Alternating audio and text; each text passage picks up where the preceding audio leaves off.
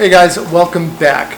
This is my old or current 9-inch Wen bandsaw. In today's video, we're upgrading to something quite a bit bigger. But before we get there, I just want to say that this Wen bandsaw, this is the 9-inch bench chop bandsaw, and it's been a great saw. I've had no complaints. It was really affordable, and it has done pretty much everything that we've thrown at it. Which isn't that much, but still, it's a little underpowered, which makes you have a bit better of a technique. You have to go a little slower.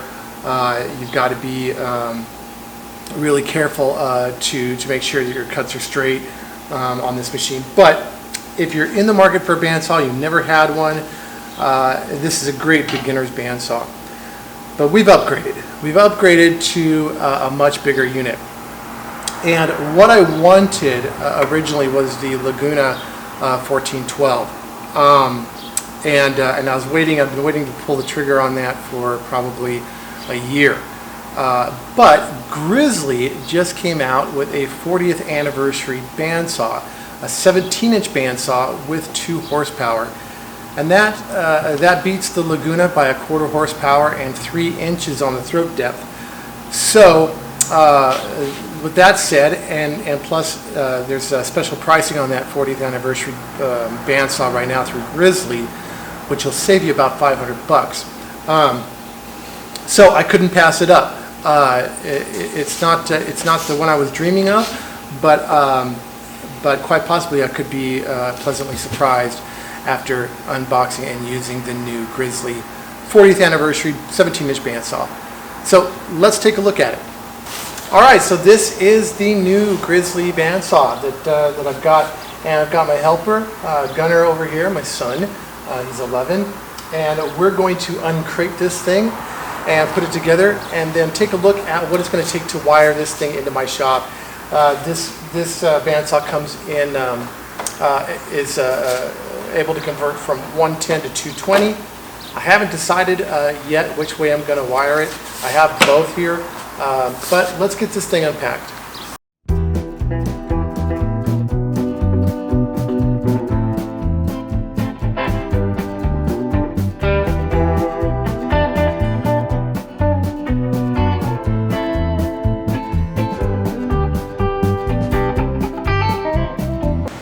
Okay, so currently my motor is wired for 220 volts. I've gone back and forth on this a bit, and I've decided I'm going to go ahead and run this at 110 just for convenience and moving it around the shop if I need to. So what we're going to need to do is we're going to have to take off this access panel here, which will expose our motor wiring. Now from here you can find in your manual, by the way, your manual is going to be inside the cabinet of this bandsaw. But we're going to go to the wiring diagram for this model, which is the G0513A40, and we're going to come down here to rewiring the motor for 110. Okay, so what we're going to need to do is we're going to need to find the white lead that comes from the cord, which is here.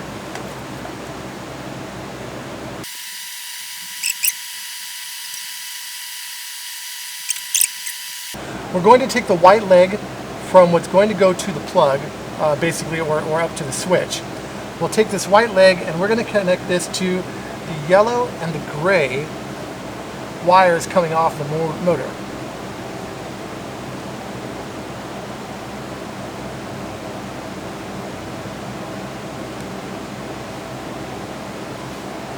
Now we're going to take the black leg coming from the switch and we're going to connect that to the red and black leads coming out of the motor.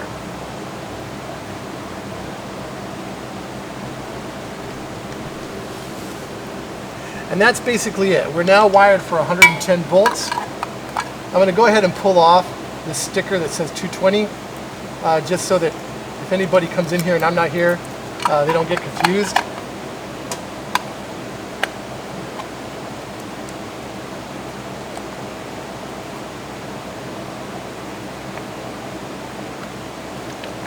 And that's that. This is now wired for 110. Obviously we've got our ground, our hot, and our neutral here. So all I'm going to need to do now is we're going to, let's see how long this cord is. Well, perhaps it's long enough. So all we need to do now is we're going to need to go to Lowe's and go get a plug. Alright, so now we're just going to wire this plug.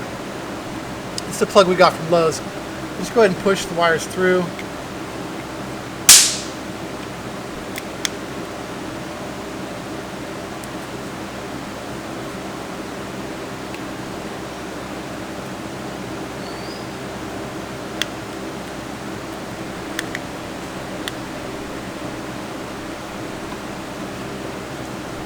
Just push this through here like that, so that's on there.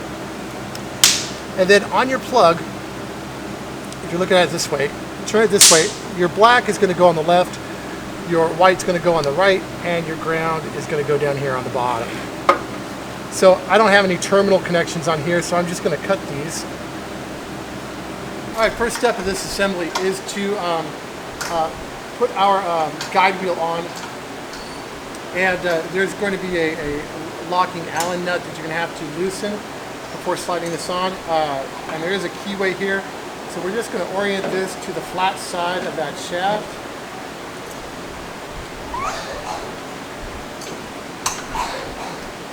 Alright, so next you're going to take your stop bolt and a hex nut and go ahead and put your hex nut on this bolt about halfway down, is what the manual says. And then we're going to install this positive stop bolt here into the bandsaw body.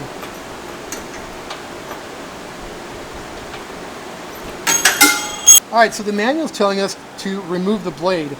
So the first thing we're going to do is we're going to come to the other side and we're going to loosen the blade tension. There is a diagram on there, that's the big handle on the other side. There's a diagram on there how to loosen it. And then we're going to move these blade guides away from the blade. So we'll just loosen these thumb screws and pull them out. And we'll open the bottom and top cabinets and we'll go ahead and remove the blade.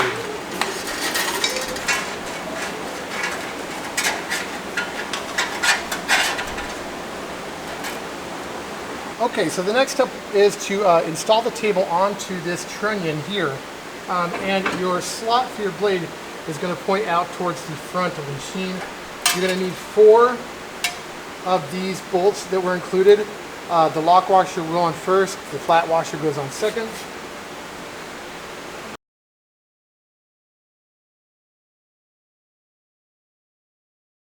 Alright, now I'm going to go ahead and reinstall the blade. Come in here from the side, push it into that slot.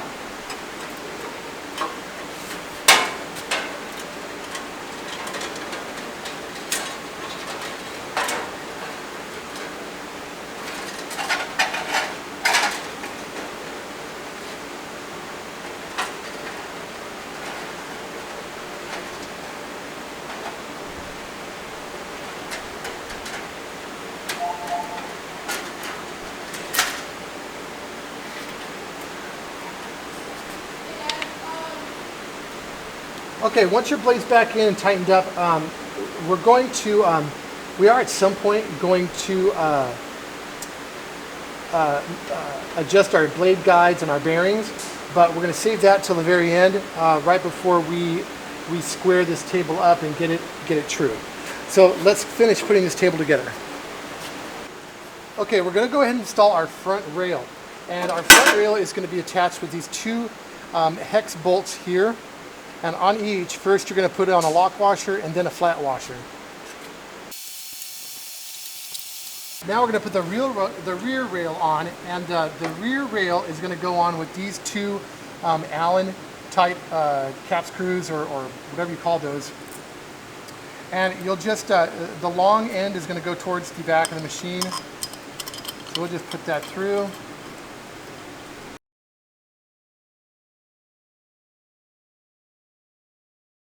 All right, next we're going to take an M8 nut here and thread it onto our handle for our fence. And we'll go ahead and put the fence handle into the fence. All right, now we're just going to lift the handle up, which it already is, and we'll install the fence onto the rail.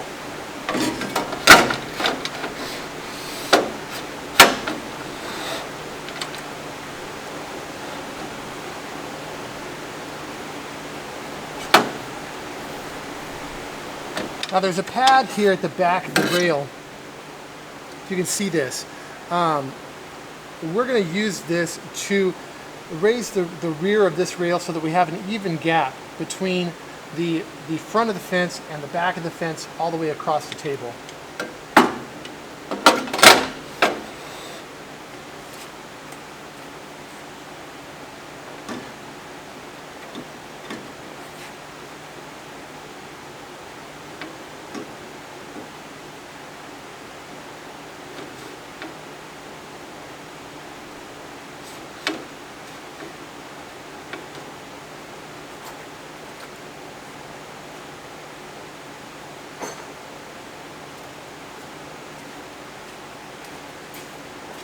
Once you've got your gap right, go ahead and tighten that hex nut that's here to secure that pad in place where it is.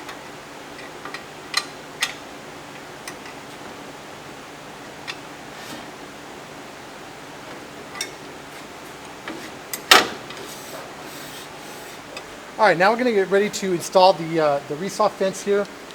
We're going to take our locking handle and slide this 8mm washer on it, and then we'll pass this through the back, and then on the front side we'll go ahead and thread this in. Now this piece of metal here is going to slide in to this T-channel on the resaw fence, so we'll go ahead and slide that in. And then we can tighten that down.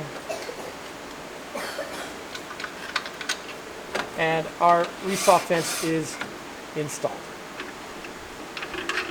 Now, if you want to use the drift bar, you're going to take this other smaller locking handle here and another flat washer. That'll go through the back, and then it will attach to the drift bar here for resawing. Okay, I'm actually not going to use this, but that's how it goes on. I'm just going to take this and I'll throw this most likely in the bottom cabinet in case I need it in the future. All right, now our blade is on, and we've got tension on the blade because we've got the handle on the other side cranked to the down position. Let me get rid of these.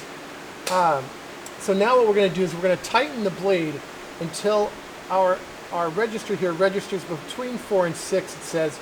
We'll just go ahead and go for 5, since that's between both.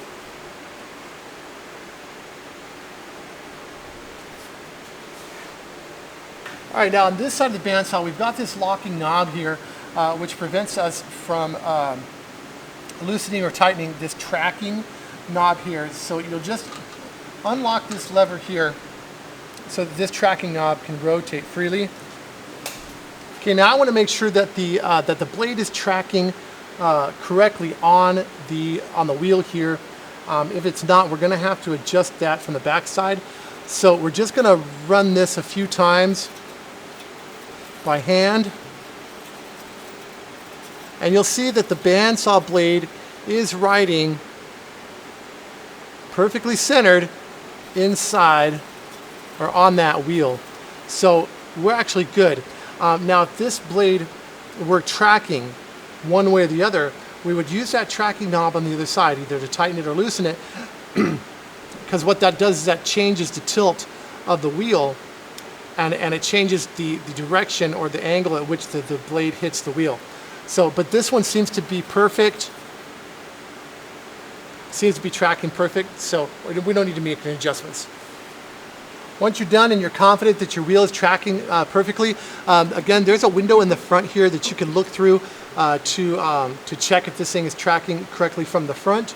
I did it from the side just because I'm kind of used to doing this. But once you've got it to where you want it, make sure you lock that locking lever on the other side so that that knob can't move in one direction or the other. All right, now that we've got that part done, we'll go ahead. Remember, our guides are not set. They should be quite a ways away from the blade. Our bearings are not set. Nothing's adjusted yet, but we do want to make sure that the unit's working. So I'll go ahead and close up the cabinets. And let's plug in power and see if this thing works.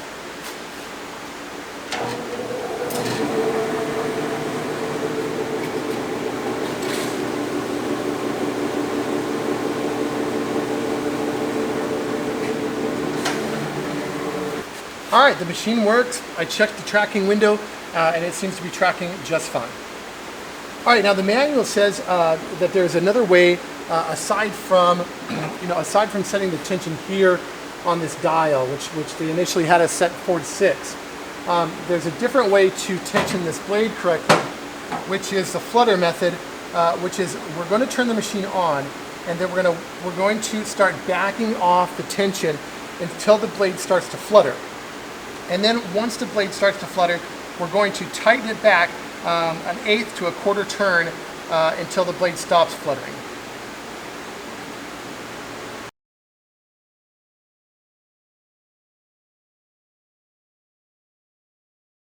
And I'll open this up, and that has actually put our tension right about 6.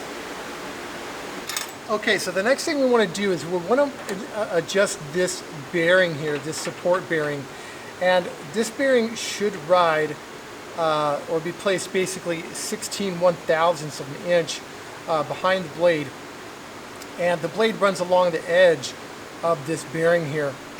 Now I have lost my feeler gauges, I can't find them, but luckily I have this piece of cardboard that came with the plug that is exactly 16/1000ths of an inch.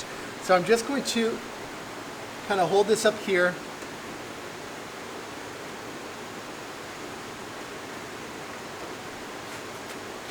And then we'll use this paper, and we'll just use this paper here. We'll hold this up here in between the support bearing and the blade. And we'll use that to mark our distance to the blade. And then we can lock this support bearing down.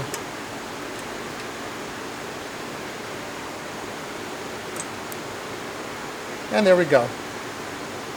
All right, now there is another guide bearing on the bottom of the table, underneath the table, that we've got to space the same way.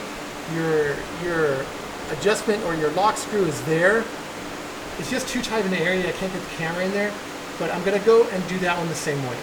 Okay, now we need to adjust the upper and lower blade guides here. Just a word of caution. These ceramic or whatever they are, graphite, whatever they're made of, they're not graphite, but ceramic or whatever. These parts that slip into these alloy, these copper brass alloy collars here, on the inside there is a small ball bearing. If you take this all the way out and you separate those two parts, that ball bearing will go rolling away, which happened to me. Unfortunately, I have lost it forever. But the good news is that I had some drawer slides laying around that were bent up that I could salvage a ball bearing off of, so I stole one from there. But now we're going to set these blade guides, and they're going to be at a distance of basically 4/1000ths of an inch away from the blade. And luckily for me, I did lose my feelers, but the manual for this machine is actually made out of paper that is exactly 4/1000ths of an inch thick. So I'm just going to use the paper from the manual here as a guide to setting the distance here on these blade guides. And I'm just going to apply a little bit of pressure here, very, very light. And then I'll lock down that thumb screw on that side. And we'll do the same over here. Again, and just the lightest pressure there. I don't want to push the blade at all. Just enough to get that paper to stick. And there we go. We're going to do that on the bottom as well. Okay guys, so like any piece of machinery, especially wood machinery, metal machinery that you use in your shop, you got to get these things dialed in. If you don't have your saws dialed in, that's going to cause so many problems down the road that it's just not worth it to skip these steps. So the first thing we want to do is we want to make sure that the table and the fence are aligned. Now to do this, I've got an engineering straight edge here. I'm going to put the straight edge right up against the blade.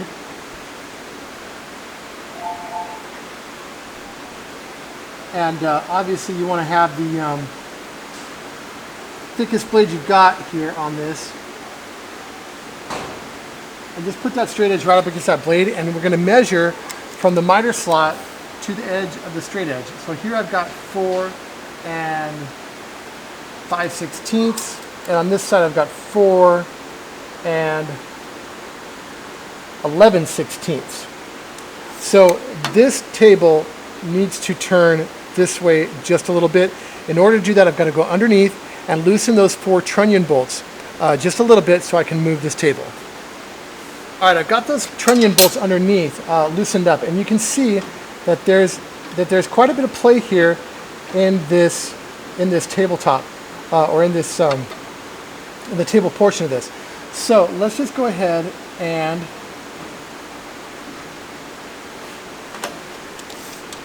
measure here. I've got 4 9/16, 4 and basically 3/8.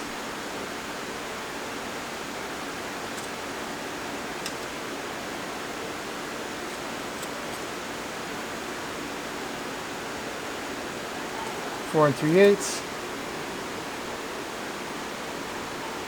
4 and 5/8,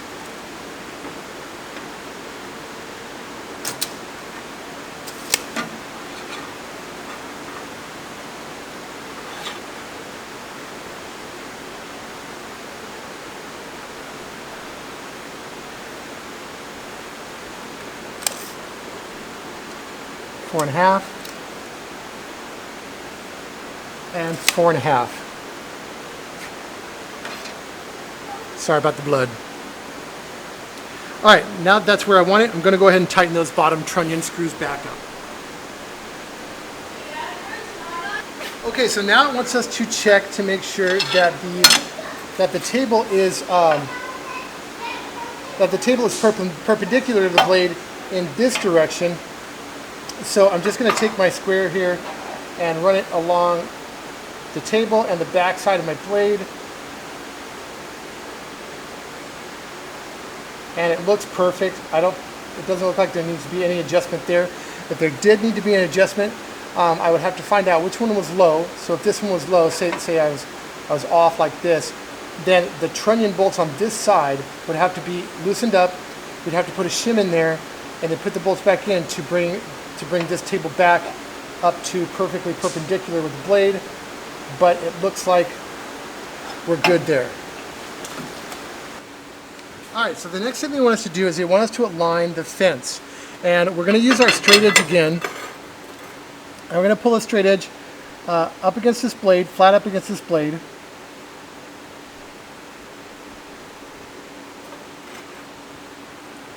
And again, you want a thick blade on this. I don't have the best straight edge for this, but this should do. So I'm going to go ahead and measure from the end of the fence to the side of my straight edge. I've got 11 1/4 in the back, or in the front I should say, and I've got all the way down 10 3/4 in the back. All right, because I lack the proper tools, I can't find my my other square right now. We're gonna have to do the best we can with this, and I'll have to come back and redo this once I do find that. But I've got a distance now in the front of 5 1/2 inches on my fence to the straight edge, and in the back I've got a distance of 5 and basically 1/4. So I need to bring this side. I've already loosened the bolts, the 4 bolts that attach this rail to the fence. I've loosened those, and we're just going to pull this out a bit, 1/4 inch, to where we're at 5.5. 5.5 there.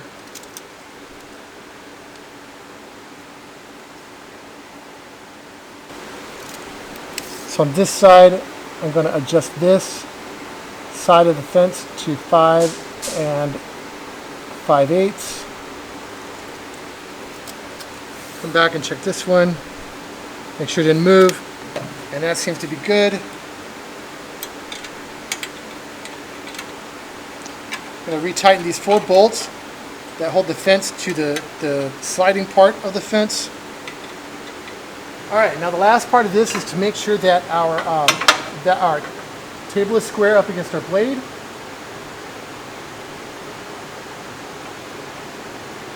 Which mine is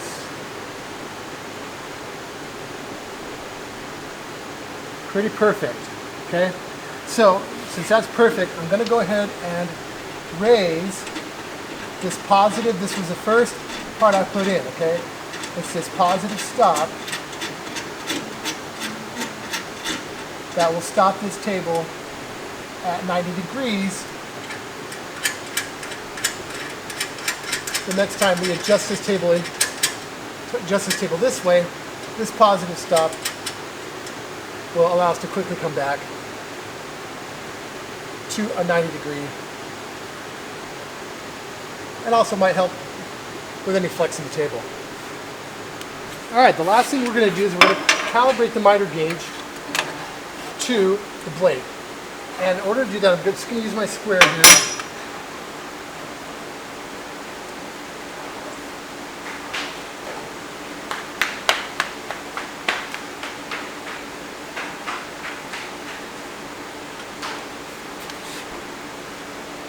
And we're just going to tilt this until it's perfectly square up against that blade.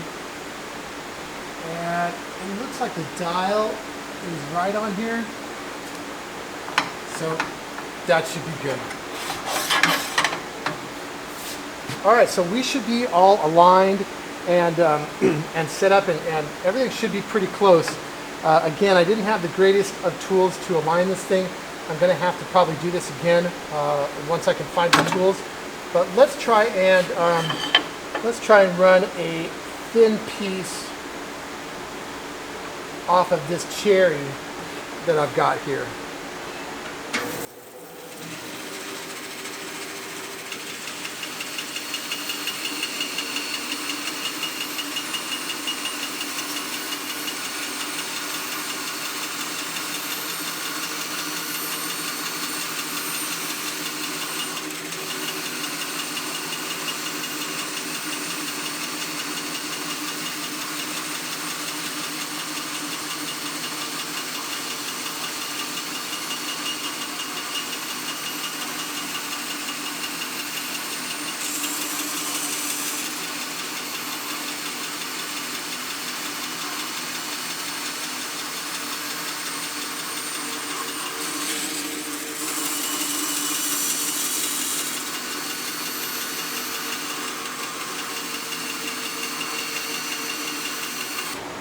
All right, so we got a pretty good sliver off of this cherry.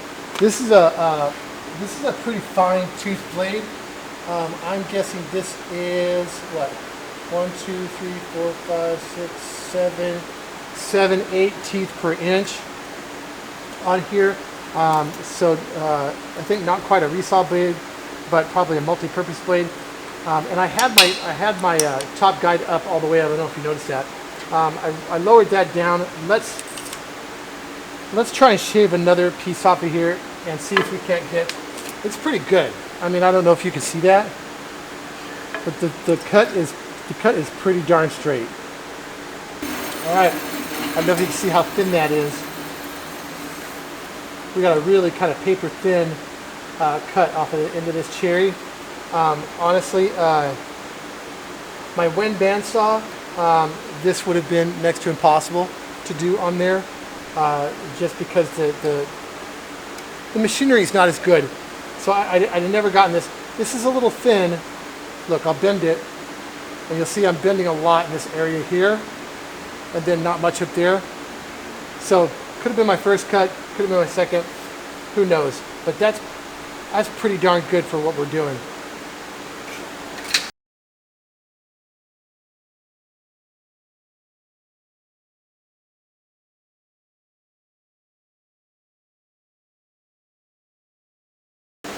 Hey guys, that's about it for this video.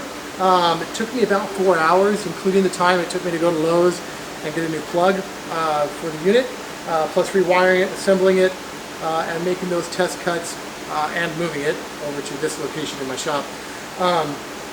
So far so good. I can feel that there is a considerable amount of power, more than my Wen. Is it 6 times? I don't know. The Wen is said to be rated at a 3rd horsepower.